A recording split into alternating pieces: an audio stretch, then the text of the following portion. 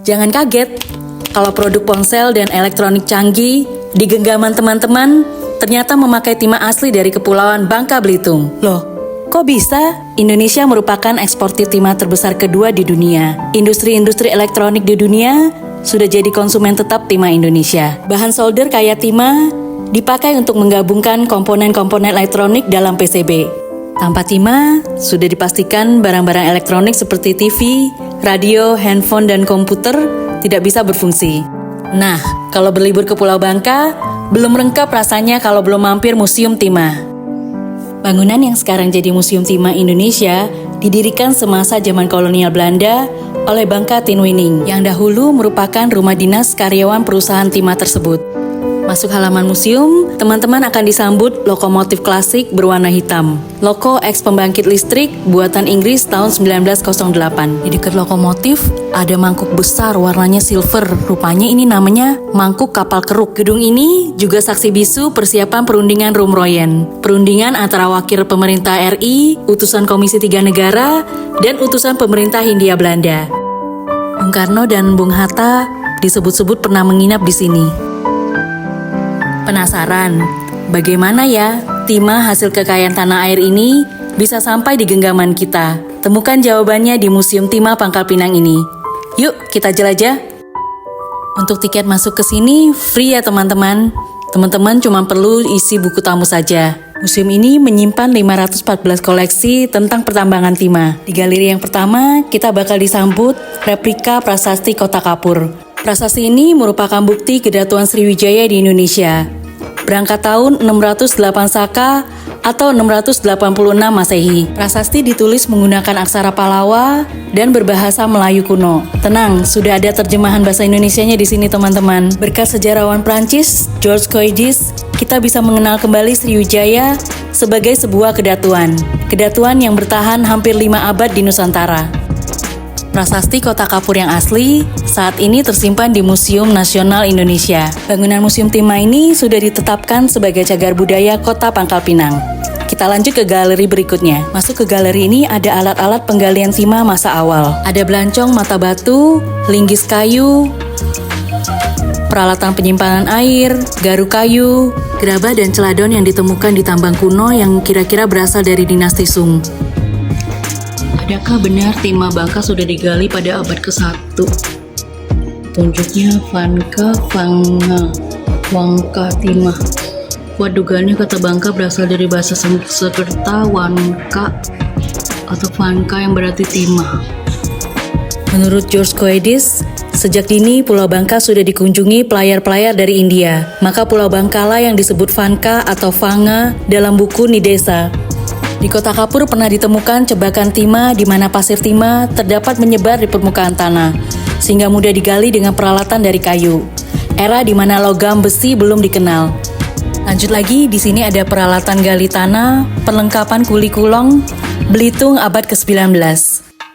Ada pacul untuk tanah liat dan tanah kerikilan, dan juga ada dulang di sini. Nah, di figura ini membahas eksplorasi bor Bangka hingga kapal bor lepas pantai. Bor Bangka temuan Insinyur A.J. Akeringa, terciptanya bor ini menjadi terobosan baru di dunia pertambangan timah. Menggantikan alat bor tusuk yang dibawa imigran asal Cina yang sudah ada sejak abad ke-18.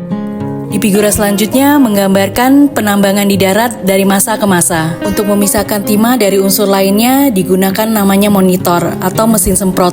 Alatnya ada di halaman museum ya. Penambangan di darat, awal penggunaan mesin. Penambangan timah awalnya sangat tergantung pada tenaga manusia, hingga pada pertengahan abad 19 mulai digunakan mesin tenaga uap. Sebelumnya alat angkutnya juga hanya pakai kuda dan kereta dorong. Hingga tahun 1885 digantikan dengan kereta api dan mobil pada tahun 1910. Penambangan timah di darat masa awal. Terlihat ilustrasi penduduk pribumi memulai penggalian timah di awal abad 18. Peralatannya masih dengan linggis kayu untuk menggali sumur Palembang. Penelusuran selanjutnya, pengunjung bakal diajak berimajinasi ke masa lalu. Metode paling awal yakni penambangan timah kulit. Penggalian berskala kecil ini, timah masih mudah didapatkan dengan galian kurang dari 5 meter. Digambarkan satu lahan di daerah aliran sungai dengan rumah sederhana, sumur, dan area penjemuran untuk timah yang sudah dicuci. Selanjutnya, sumur Palembang. Terdapat sumur-sumur yang terhubung dengan terowongan di bawahnya dan tidak terkena mata air. Galian massa ini punya skala lebih besar dari timah kulit. Aktivitas penambangan timah sudah dilakukan di area perbukitan, karena kontur tanahnya lebih keras dengan galian lebih dari 5 meter. Zaman semakin maju, makin canggih juga aktivitas penambangan. Berakhirnya masa sumur Palembang dilanjutkan dengan masa tambang kolong. Aktivitas tambang bisa dilakukan di mana saja, kontur lebih lembek, daerah perbukitan dan pinggir sungai. Skala galian diperkirakan lebih dari 10 meter. Jadi ingat, waktu jelajah Brinyu, Pantai Batu Dinding ada penambangan timah di lepas pantai yang sudah modern dengan menggunakan kapal keruk. Seneng banget nemu di museum timah, ada diorama kapal keruk yang sedang beroperasi di lepas pantai. Nah, bisa terlihat jelas di bagian bawah kapal keruk, terdapat susunan mangkuk yang langsung mengarah menuju dasar laut, untuk memudahkan proses pengangkatan timah. Kapal keruk beroperasi di lepas pantai. Blue Offshore Goodable. Dari daratan menuju pantai pasang surut mengarah ke Laut Dangkal.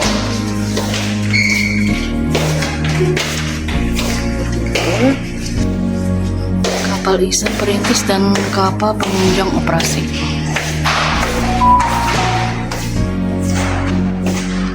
Kapal keruk 22, kumur 1. Wow, keren banget ya.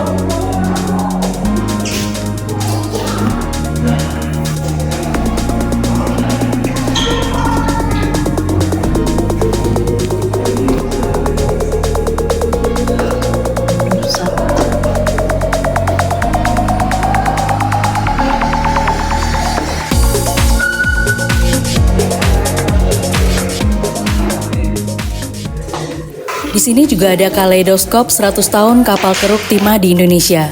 Selanjutnya, ada sarana dari masa ke masa, juga lintas sejarah timah Indonesia. Nah, juga bisa main pasir warna-warni, pemodelan topografi 3 dimensi.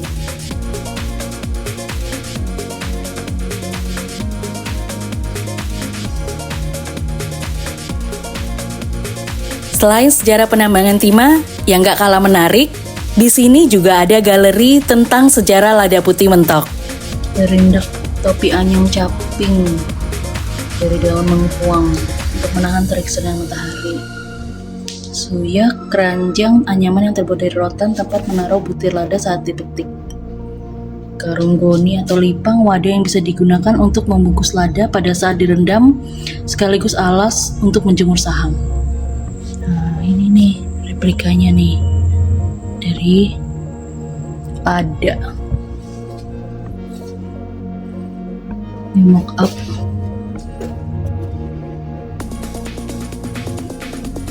Lada mungkin lagi dijemur.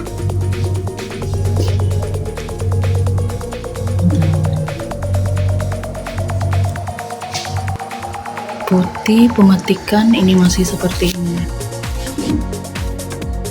Ada warnanya ini perendaman, warnanya udah pudar ya. Nah, ini ada putih penjemuran. Oh, Provinsi Bangka Belitung juga punya kain, rupanya kain tenun cual.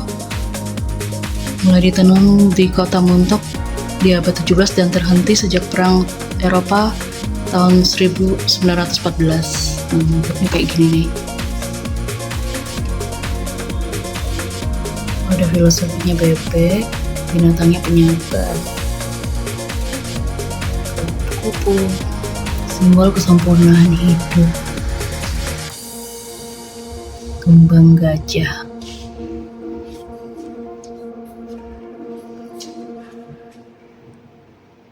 Di Galeri Geologi Eksplorasi Timah. Di sini teman-teman bisa lihat batu-batu yang terdapat kandungan timah, seperti batu granit, ada juga kuarsa, besi, dan masih banyak lainnya lagi. Nah, kalau yang ini marketnya dari Bangka Drill. Hasil temuannya dari Insinyur A.J. Akeringa. Untuk penampakan bor Bangka buatan Belanda, teman-teman bisa lihat di halaman Museum Timah ya. Sampai juga di spot paling instagramable buat pengunjung. Diorama aktivitas penambangan timah pada zaman kolonial Belanda. Terlihat seorang mandor berpakaian khas Belanda yang tampak mengawasi para kuli tambang. Seperti diketahui pada masa itu, kuli tambang didatangkan dari negeri tirai bambu ke Pulau Bangka. Di sisi kiri kanan diorama ada patung Dewa Dewi. Patung ini didapat dari daerah penambangan timah tempo dulu. Dulunya patung Dewa Dewi hingga kuil kecil pasti ada di lokasi penambangan. Patung tersebut merupakan dewa keselamatan dan rejeki. Di galeri selanjutnya ada peleburan timah era pra-industri. Timah jongkong atau timah bintang dalam peleburannya dicampur dengan kapur. Disebut jongkong karena bentuknya tercetak mengikuti dasar lubang galian dangkal. Selanjutnya ada peleburan timah era industri. Mulanya, timah dicetak secara simpel menggunakan tempurung kelapa. Selanjutnya di masa yang lebih modern, terus berkembang dalam bentuk batangan yang disertai logo merek dagang.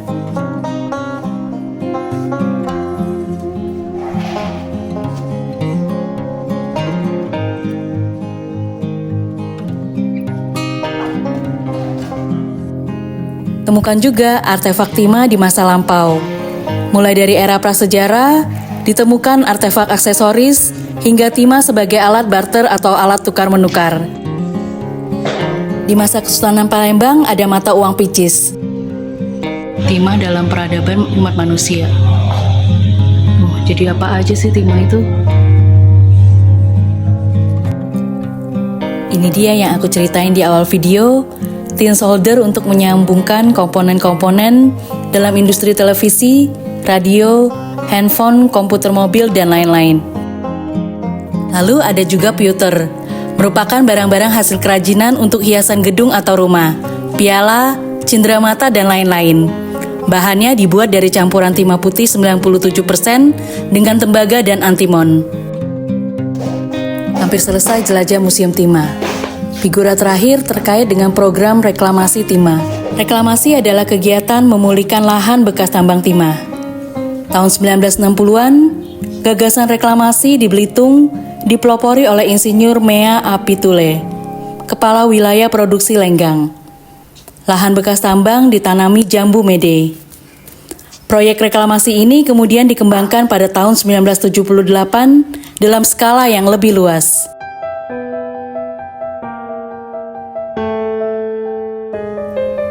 Museum Timah juga memiliki fasilitas mobil paunis atau bus angkutan tempo dahulu untuk berkeliling kota. Kebetulan kami tidak ikutan karena harus lanjut ke kota yang berikutnya.